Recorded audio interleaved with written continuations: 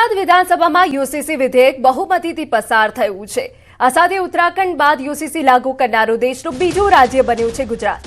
મુખ્યમંત્રી ભૂપેન્દ્ર પટેલે આને ગુજરાત અને દેશ માટે એક ઐતિહાસિક ક્ષણ ગણાવી ટ્વીટ કરી કહ્યું, તમામ ધર્મ અને જ્ઞાતિની મહિલાઓને સમાન અધિકારો મળે તે સુનિશ્ચિત થશે।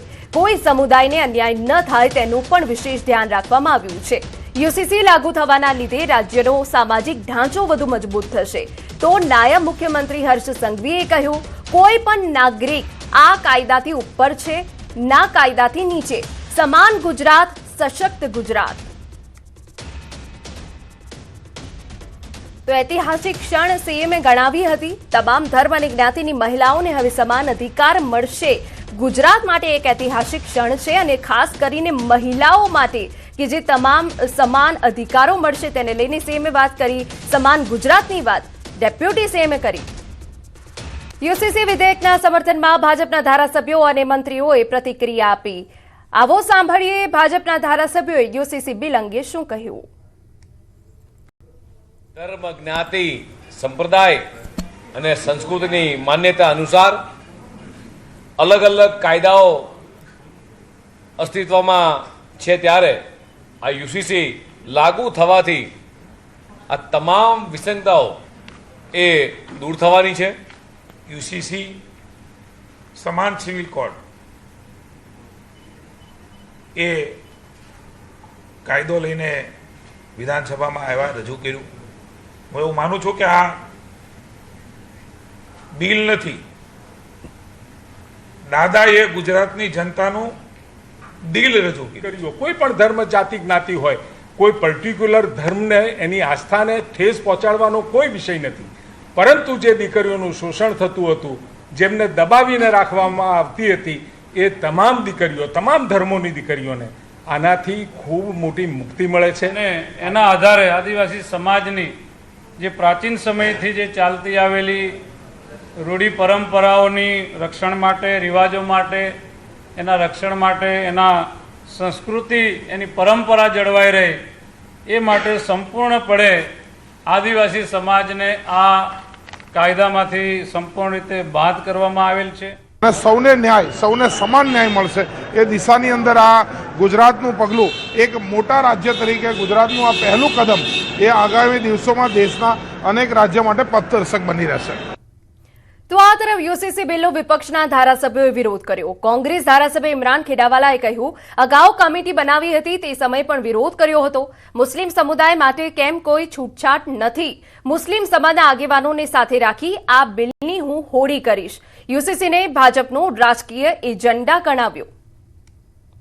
પહેલા દિવસે પણ જ્યારે અમે કમિટી આવી ત્યારે પણ વિરોધ કર્યો હતો અને આજે પણ વિધાનસભાના અંદર આ બિલ મૂક્યું છે તેને હું વિરોધ કરું છું। અને આવનારા દિવસોના અંદર મેં જ્યારે હાઉસમાં બી કીધું છે, આ બિલની હું અમારા સમાજના આગેવાનો સાથે મળીને હું આ બિલની હોળી કરવાનો છું। એટલે સરકારને હવે આપણે ક્યાં લગ્ન કરશું, ક્યારે લગ્ન કરશું, શું કરશું, એ બધામાં રસ છે। આજે ભારતના બંધારણના આર્ટિકલ 44નો હવાલો લઈ અને યુસીસી બિલ લાવવામાં આવ્યું। આમાં બિલમાં એ પણ જોગવાઈ છે કે ભાઈ લગ્ન કર્યા પછી 1 વર્ષ પછી તમે છૂટાછેડાની અરજી કરી શકશો। એટલે કે કોઈ પણ વ્યક્તિને લગ્ન કર્યા, યુસીસીના અંદર રજીસ્ટ્રેશન થયું પછી એને જો તાત્કાલિક છૂટાછેડા જોતા હોય તો નહીં મળી શકે। તે પણ એ આમાં સુધારવાની જરૂર છે કે ઘણી વખત એવું બનતું હોય છે કે ભાઈ છૂટાછેડા માટે કંઈ વર્ષની રાહ જોવાતી નથી, એને પણ પેલું જોવું પડતું હોય છે। યુસીસી પર હાઈકોર્ટ વરિષ્ઠ વકીલનું નિવેદન। આર્ટિકલ 44 મુજબ કાયદો દેશ માટે હોવો જોઈએ, માત્ર એક રાજ્ય નહીં પણ સમગ્ર દેશમાં લાગુ કરો। આઈપીસી અને સીઆરપીસી પણ યુસીસીના હેઠળ નાગરિકોની સંમતિ વગર ફેરફાર શક્ય નથી। લોકો તૈયાર હોય ત્યારે જ કેન્દ્રને પાવર મળે। Throughout the territory of India a uniform civil code. તો બે કન્ડિશન છે એમાં જે સ્ટેટ છે, this is not the state which is contemplated article 12 of the constitution. એ તો મ્યુનિસિપાલિટી પણ બનાવી શકે। તો આ સ્ટેટ છે, સ્ટેટ એટલે યુનિયન ઓફ ઇન્ડિયા। કારણ કે થ્રુઆઉટ ટેરિટરી માટે, આખા ઇન્ડિયા માટે આ લો બનાવવાનું છે એક જ, એને આ એક જ લો બનશે તો જ યુનિફોર્મ સિવિલ કોડ થશે। ડિફરન્ટ સ્ટેટ્સના સિવિલ કોમન લો થયા જ નહીં। યુસીસી બિલ અંગે ડેપ્યુટી સીએમનું નિવેદન. દરેક ધર્મની દીકરી માટે એક જ સમાન કાયદો. દેશનું અર્થતંત્ર એક તો દીકરી માટેના નિયમો કેમ અલગ? આઝાદીના દાયકાઓ સુધી સત્તાધીશોને કંઈ ન કર્યું. લગ્ન અને દીવાની બાબતોમાં એક સમાન નિયમ. ઉત્તરાખંડ બાદ ગુજરાત ઉદાહરણ પૂરું પાડશે.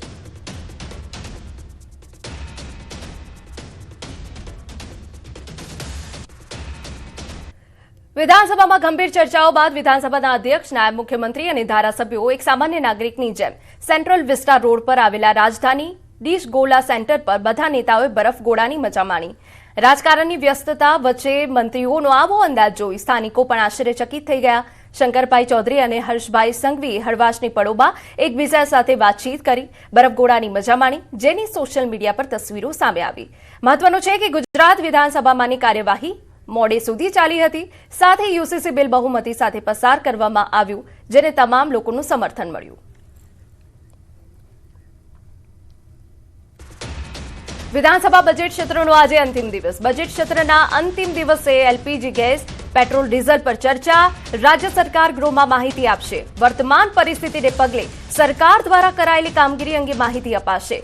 સરકારી વિધેયક અને સુધારા વિધેયક રજૂ કરવામાં આવશે. અશાંત ધારાનું સુધારા વિધેયક રજૂ થશે.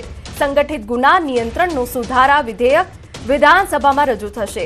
ઉપરાંત ચિકિત્સા સંસ્થાના રજીસ્ટ્રેશનનું સુધારા બિલ, રમતગમત, યુવા વિભાગ તેમજ પ્રવાસન ઉદ્યોગ, યુવા અને સાંસ્કૃતિક વિભાગ સહિત આદિજાતિ વિકાસ વિભાગના પ્રશ્નોની ચર્ચા કરવામાં આવશે.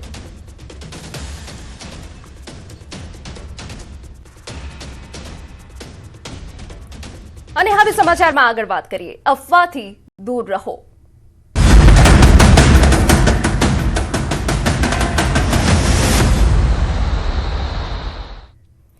પેટ્રોલની સંગ્રહખોરી પર સરકારની લાલ આંખ. પેટ્રોલ ડીઝલ અંગે સરકારનો પરિપત્ર. હવેથી ફક્ત વાહનની ટાંકીમાં જ મળશે ઈંધણ. અફવા અને કૃત્રિમ અછત રોકવા સરકાર સખ્ત. ખેતી માટે 200 લીટર પેટ્રોલ ડીઝલ બેરલમાં અપાશે. ટેલિકોમ કંપનીને 1000 લીટર પેટ્રોલ ડીઝલ બેરલમાં અપાશે તેવો પરિપત્ર જાહેર કરાયો.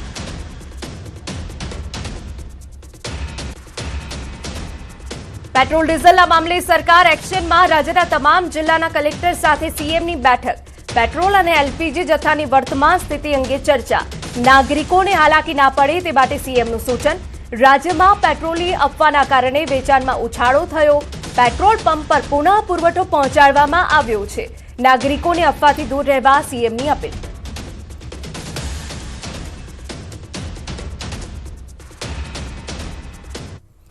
તો પશ્ચિમ એશિયામાં સંઘર્ષ મુદ્દે બેઠક યોજાશે. સંસદ ભવનમાં સાંજે 5 વાગે મળશે સર્વદળીય બેઠક. પીએમ મોદીની અધ્યક્ષતામાં બેઠક મળવાની છે. મહત્વનું છે કે પશ્ચિમ એશિયામાં બનેલી તણાવભરી સ્થિતિ વચ્ચે મંગળવારે વડાપ્રધાન નરેન્દ્ર મોદી અને અમેરિકાના રાષ્ટ્રપતિ ડોનાલ્ડ ટ્રમ્પ વચ્ચે ટેલિફોનિક વાતચીત થઈ હતી, જેમાં ઈરાન યુદ્ધને પગલે મધ્ય પૂર્વમાં ઊભી થયેલી પરિસ્થિતિ પર ચર્ચા કરાઈ હતી. આ વાતચીતમાં બંને નેતાઓ હોર્મુઝ સ્ટ્રેટને ખોલવા પર સહમત થયા હતા.